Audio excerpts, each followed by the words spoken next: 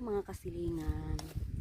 Ano pa kayo mag-love sa ako May magmamahal pa kaya sa akin na isa lang akong farmer. Ay, nako. Mahirap. Guys, mahirap pag isang farmer, guys. Hindi. Iwan ko lang kung may makapansin sa akin. Ito yung trabaho namin. Pag isa kang farmer, dapat mo alagaan yung tanim mo para pag naka-harvest ka, sabi nga nila, 'di ba? Sa mga kasabihan, kung may itatanim ka, may aanihin ka. Kaya alagaan mo yung tanim mo para may aanihin ka.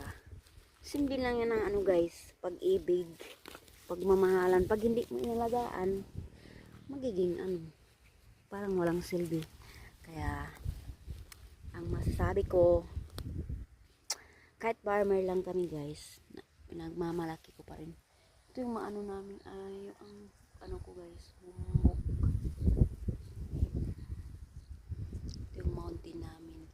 Parang New Zealand din. Nasa New Zealand lang kami.